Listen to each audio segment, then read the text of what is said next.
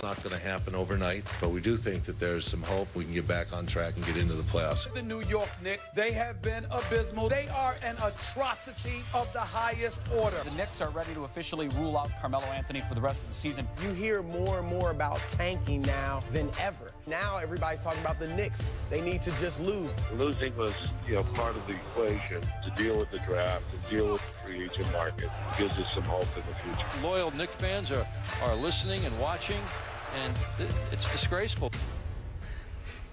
Joining us now is an award-winning actor, director, writer, and producer, Spike Lee. Spike is the Grand Marshal of the New York City Marathon. That takes place this Sunday, coverage on ESPN2. Thank you so much for being here with us. Welcome back. What's up? We're going to get to the marathon in a minute.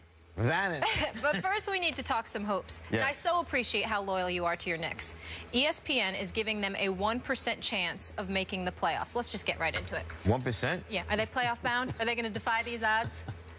We got to win more than 17 games, though, right, Stephen A? Yeah, you think I'm trying to figure out where the hell a 1% came from. I'm trying to figure out where the hell a 1% come from. Who was the 1%? I want to know who they are. I want to know. Well, don't get me started. Carmelo's healthy. The season hasn't even started yet. Tranquilo. Look, I'm trying. I'm trying to be positive. It's funny. I read the New York Times this morning driving here, and it said that New York Knicks are undefeated. Yep, they haven't played a game yet. But I'll be at the Garden in my seats courtside tomorrow night. I know they open in Milwaukee. Milwaukee is a great young team. Jason Kidd, I think, is underrated. He is. As a coach. And I'm hoping, praying for the best. Orange and blue.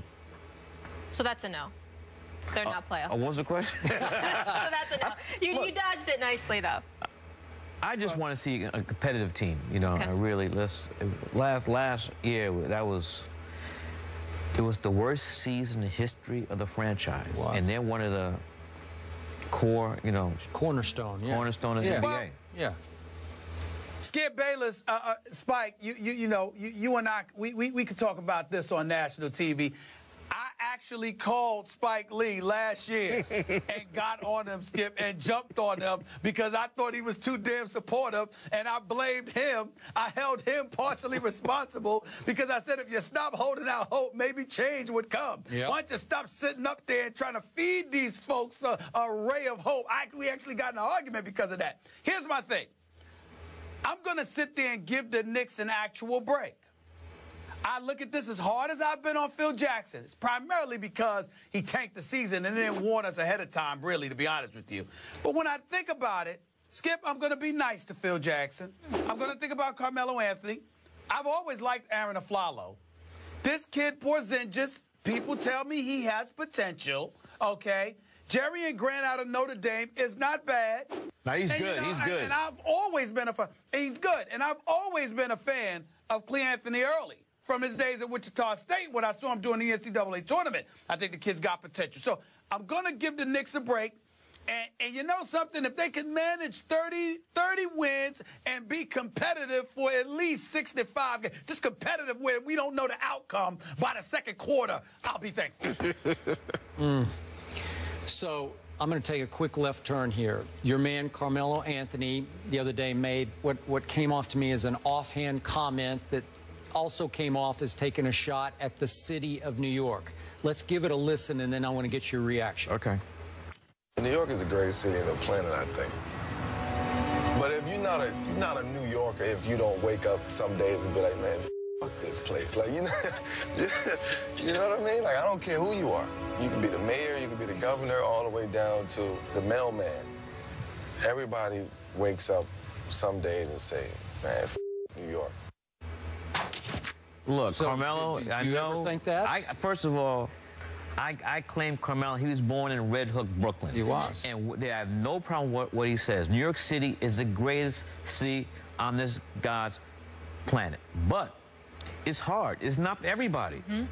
And New York can beat you down. If you're not strong, you're going to be beat down. And so, well, Carmelo, I echo what he said, but you still love it, though. You still love it. But it's not easy. Have you ever gotten to that point where you say, heck with New York, so to speak? No. But I get mad when I can't get a cab even today. I hear you. You know, so they're just things Skip. that you have to deal with in New York, but you do. Despite that, it's the greatest city on the planet, and you just gotta be built for it. And that's especially for athletes. All athletes can't play in New York. Well, They rather play in a market where they have one newspaper, and you know, if you mess up here in New York, it's horrible. But if you win, it's the greatest place ever. Make it in New York, make it anywhere, right? Well, let me say this as a native New Yorker. Hollis Queens in the house. Hollis. Very, very clear. Hollis, stand up. Let me be very clear. That's right, Hollis, stand up. Let me be very, very clear. Carmelo Anthony was 1,000% right. He is absolutely right when he said, I mean, if he's ever proven that he's a New Yorker, it's with what he said, because that's exactly how we feel. If it's the great, and I wouldn't just say for athletes, Mike, I would say for anybody in the public eye. Yes. You better be on your game. You better have tough alligator skin. You better be able to gotta be on point. You better be able to give it. You better be able to give it as much as you can take it, because sometimes you do wake up and say, man, hell with this. I'm tired of the traffic jams. I'm tired of the constructions. I'm damn sure tired of the polls. I'm tired of having difficulty in catching a cab. All of that stuff. You go like this, man, I don't need this. And the taxes, too. Let's not forget that. You look at all that, be like, man, I don't need this nonsense. He's absolutely right. True. There is nothing that he said that should be taken negatively. He spoke for all New Yorkers, because any New Yorker that tells you they feel any differently than what Carmelo Anthony said from time to time is a damn liar. And they're not from New York. Damn liar. They're not a true New Yorker. That's right, and they're not from New York, or both, or both. Okay, I'm going to speak as a guy who actually lives in Manhattan. I live in Manhattan. Whatever. And I'm here to suggest to both of you Knicks lovers that Carmelo is going to put himself on a little bit of a hot seat this year. Because that's statement? Not just because of that, but there will be some Knicks fans who will say, well, you know, he didn't really show up last year. He didn't give me everything. Hurt. I know, but was he really hurt? Should he have toughed it out and played more games? I know. Tough it out for what? They won 17 games. How much? What are we going to win? That's right. We're going to win 3 more games and play the whole season? Max money is what he is making. So you're okay with that? He should have sat out earlier. What about your quarterback? Oh, now we're changing the subject. Oh, Romo. He's hurt. He broke his collarbone. Are you sure he's hurt? So Anthony had a knee problem. What are you talking about? Right. You're hurt. You're hurt. Okay. Spike, get on him, Spike. Get him. Okay. Whoa. You watched the game? Huh? The Giants-Cowboy game. Did I watch it? I wish I hadn't watched it. Yeah, that's the point. Big Blue in the house. Big Blue in the house. All right, speaking of New York loyalty now, I heard a little exchange before the show, before this segment started. You guys are both supposed to be Yankee fans. I'm not sure about this guy, but he says he's a Yankee fan. Oh, but now he's supporting the Mets. Is that okay with you? Yes. There's no law written that says you cannot support one team. Let's talk specifically New York. You can be a Yankee fan and be happy that the Mets are in the World Series. Are you happy? Yes. I want the Mets to win. Why? Who's in Kansas City? The Royals. So you'd support the Nets after your Knicks? Let's leave basketball out of it. Case in point. I have a different agenda. I have a different agenda, Spike. I have a different agenda that I want you to hear. I'm listening. Molly and Skip know this. I'm a diehard Yankee fan. No question. You know that.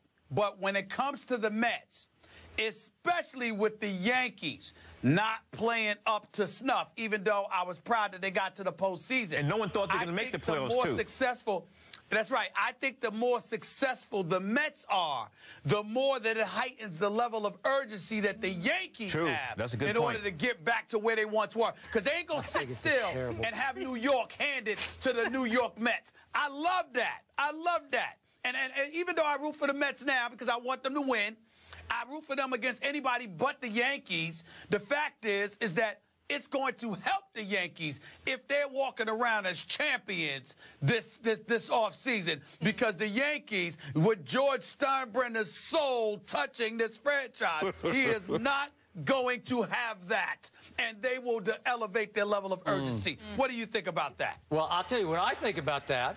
I think it is a lame rationale on your part. Why is that lame? We know what you think. We know what you think. I'm asking Spike. The true Yankee fans I know, those who live in my building in Manhattan, they can't even speak the name Mets. They can't even. That's not true. The name Mets can't even come out of their mouth. There are people like that. Yeah, but also, there are. Stephen A. and I are not only Yankee fans, devoted Yankee fans, who are happy that the Mets are in the World Series and want the Mets to win the World Series. I get it. But I'm a Giants fan, and if they stink it up, I'm not rooting for the Jets. That's the last team. Thank you. But let's talk about, you had another thing to your resume, role as Grand Marshal of the New York City Marathon. First New Yorker. On ESPN 2. Yeah, tell us about that. Well, I got a call from my man, Chris Weiler, who used to be with the Knicks back in the glory days. He called me up out of the thin blue air. I hadn't talked to him in years. He said, we want you to be the Grand Marshal for the New York City Marathon. I said, what? You have Grand Marshal? I said, no, we've only had, you will be the third and the first New Yorker. So I said, great. The marathon is one of the great sport, New York City Marathon is one of the great sport events in the world. And the route goes through my neighborhood in Fort Greene, Brooklyn, so I saw it from a little kid growing up. And I was just honored that I got the chance. And so going to all 5 boroughs, 50,000 runners. That's awesome. And it's going to be a beautiful day. I'm going to take pictures. My wife, Tanya, is going to be in the car. We're going to be in a convertible, Pontiac convertible, that will lead 50,000 runners through the 5 boroughs and end up in Central Park. So it's going to be a great day. One of the coolest things you've ever done, right? It will be. Be up there. It will be. Sunday on ESPN 2, we get to check it out. Thanks so much for being here. It was so nice to meet you. Thank you. All Good right. job. Good seeing you, bro. See you soon. Bundle up on Sunday. It's cold. It's a little cold. Yeah, it's going to be a little Hope it cold. doesn't rain. All right.